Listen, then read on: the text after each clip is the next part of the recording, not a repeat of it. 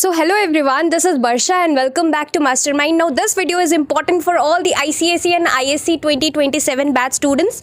In this video, as you've already seen in the title, I will be discussing and sharing few tips and important strategy plus roadmap for ICSE and ISC 2027 board exams. Before starting out this video, let me tell you that recently अभी तुम्हारा result आया था 2026 batch students का, यानी कि तुम्हारे seniors का. उन लोगों का बोर्ड एग्जाम्स का रिजल्ट बहुत ही अच्छा था एंड बहुत सारे स्टूडेंट्स ने बहुत ही अच्छा मार्क्स लाए हैं. तो तुम लोग भी तुम्हारे सीनियर्स की तरह मार्क्स ला सकते हो, लेकिन तुम्हें यहाँ पर right planning, proper planning and proper strategy, proper road map के साथ यहाँ पर प्रिपरेशंस करना है. तो एग्जैक्टली तुम्हें क्या करना चाहिए राइट फ्रॉम द बिगिनिंग, ताकि तुम यहाँ पर जो अपकमिंग तुम्हारा 2027 में बोर्ड एग्जाम्स होने वाला है कंडक्ट, उसमें तुम अच्छा मार्क्स ला सको. What are the things that you need to follow and what are the things that you should exactly do in order to score a good marks in your ICSE and ISC board exams, इसी को लेकर इस video में हम लोग discuss करने वाले हैं. Before starting out this video, let me tell you that बहुत सारे ऐसे स्टूडेंट्स होंगे, तुम में से बहुत सारे ऐसे लोग होंगे जो कि यहाँ पर ऑलरेडी मुझे क्लास 9 से ही फॉलो कर रहे होंगे.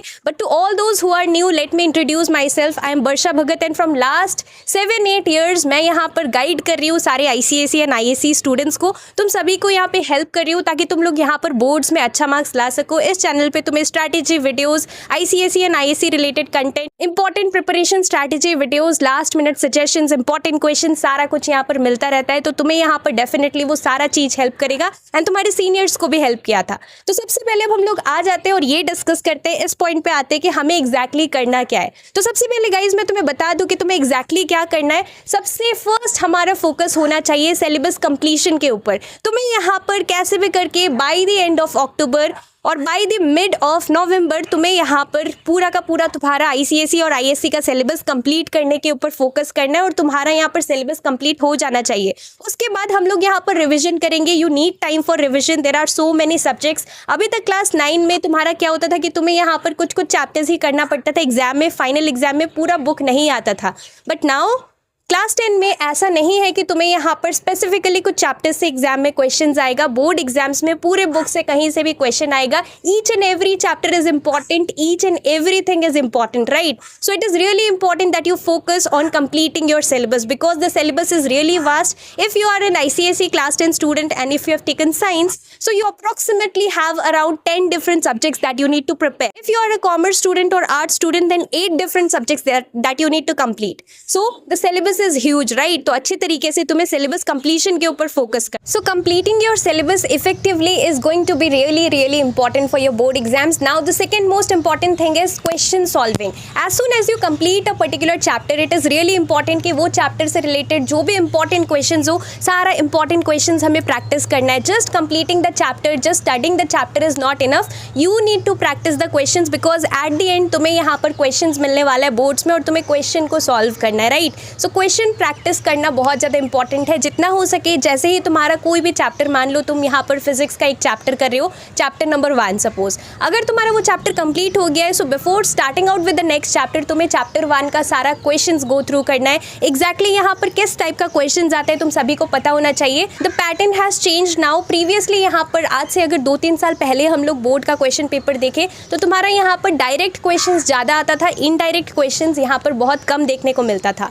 But the pattern has change now. अभी यहाँ पर रिसेंटली करेंटली तुम लोग अगर देखो 2026 का क्वेश्चन पेपर देखो, 2025 का देखो, तो हर साल यहाँ पर अब तुम्हारा जो है कॉम्पिटेंसी बेस्ड क्वेश्चंस आ गया है. इसका मतलब क्वेश्चंस डायरेक्ट नहीं होगा, थोड़ा लॉजिकल क्वेश्चंस होगा, थोड़ा रीजनिंग बेस्ड क्वेश्चंस होगा. कॉम्पिटेंसी बेस्ड क्वेश्चंस का मतलब क्वेश्चंस यहाँ पर ऐसा नहीं है कि आउट ऑफ सिलेबस दे दिया जाएगा, बट तुम्हें यहाँ पर प्रैक्टिस करना पड़ेगा and thorough reading is important. Understanding the concepts is really important. So you have to focus more on understanding the concepts rather than just mugging up the answers. This thing is really important. So this was the third important thing that you have to focus on, the competency based question. And this, it's not only important for ICSE students but for ISC students as well. So this was the third most important thing. Fourth important thing is questions तो तुम लोग practice करोगे तुम्हारे book के exercise से, but इसके साथ साथ और एक चीज important है, तुम्हें यहाँ पर previous year question solve करना है. Previous year questions मैं हर साल यहाँ पर students को recommend करती हूँ कि तुम्हें यहाँ पर previous year questions focus करना है. PYQs जो है बहुत इंपॉर्टेंट है. प्रीवियस ईयर क्वेश्चन से काफ़ी सारा ऐसा क्वेश्चन है जो घुमा फिरा कर रिपीट होता है. सो अगर तुम प्रीवियस ईयर क्वेश्चंस कर रहे हो तो तुम्हें आइडिया लग जाएगा। सबसे पहले तो तुम्हें प्रीवियस ईयर क्वेश्चंस देखकर ही आइडिया लग जाएगा कि क्वेश्चन किस वे में पूछा जाता है, किस तरीके से हमारा क्वेश्चन आता है, और तुम्हें यहाँ पर पैटर्न भी पता लगेगा। तो तुम यहाँ पर प्रीवियस ईयर क्वेश्चन जरूर सॉल्व करना, it is going to help you a lot. अभी अगर तुम लोग नहीं करना चाहते तो फिलहाल के लिए तुम लोग स्किप कर सकते हो, बट यहाँ पर मेक श्योर करना कि तुम क्वेश्चन अपने एक्सरसाइज का एटलीस्ट सॉल्व कर रहे हो। Just reading the chapter is not enough, this is important. And यहाँ पर तुम्हें क्या करना है, नेक्स्टली तुम्हें यहाँ पर फोर्थ इंपॉर्टेंट पॉइंट है कि हर सब्जेक्ट्स को इक्वल प्रायोरिटी पे रखना है। तुम्हारा रोड मैप ये नहीं है कि तुम यहाँ पर ओनली डिफिकल्ट सब्जेक्ट्स या ओनली दो सब्जेक्ट जो कि तुम्हें पसंद है तुम वही सब्जेक्ट्स पढ़ रहे हो। अगर तुम्हें ओवरऑल यहाँ पर अच्छा परसेंटेज लाना है बोर्ड्स में, चाहे ICSE हो या फिर ISC, क्लास 10 या फिर क्लास 12, तुम्हें यहाँ पर एग्जैक्टली क्या करना है, हर सब्जेक्ट्स को प्रायोरिटी पे रखना है, हर सब्जेक्ट्स पे इक्वली फोकस करना है, चाहे वो तुम्हारा कोई भी इजी सब्जेक्ट हो या डिफिकल्ट सब्जेक्ट। ऐसा नहीं है कि तुमने साइंस ले लिया है क्लास 10 में तो तुम यहाँ पर सिर्फ फिजिक्स पे और केमिस्ट्री पे और बायो पे ही फोकस कर रहे हो। You are not focusing on the rest of the subjects. ऐसा बिल्कुल भी नहीं करना है, चाहे कोई भी ईजी सब्जेक्ट हो, डिफिकल्ट सब्जेक्ट हो। इट इज रियली इंपॉर्टेंट कि तुम्हारा जो ओवरऑल परसेंटेज है वो हर सब्जेक्ट्स के लिए यहाँ पर मैटर करेगा, राइट। हर सब्जेक्ट्स यहाँ पर तुम्हारा अगर अच्छा मार्क्स आएगा हर सब्जेक्ट में, तभी तुम्हारा ओवरऑल जो परसेंटेज है वो यहाँ पर अच्छा निकल करके आएगा। तो तुम्हें यहाँ पर हर सब्जेक्ट्स पे इक्वल प्रायोरिटी पे रखना है हर सब्जेक्ट्स को, और हर सब्जेक्ट्स पे इक्वली फोकस करना है। This thing is really important. And last but not the least guys, हमारा सबसे लास्ट पॉइंट है कि तुम्हें यहाँ पर सेल्फ स्टडी करना बहुत इंपॉर्टेंट है। काफ़ी लोग क्लास 10 में स्टार्टिंग से क्या करते हैं, तुम लोग ट्यूशंस ज्वाइन कर लेते हो, ऑफलाइन कोचिंग, बट ये सारी चीज़ से कुछ भी नहीं होगा। Those coaching teachers will only focus on completing the syllabus,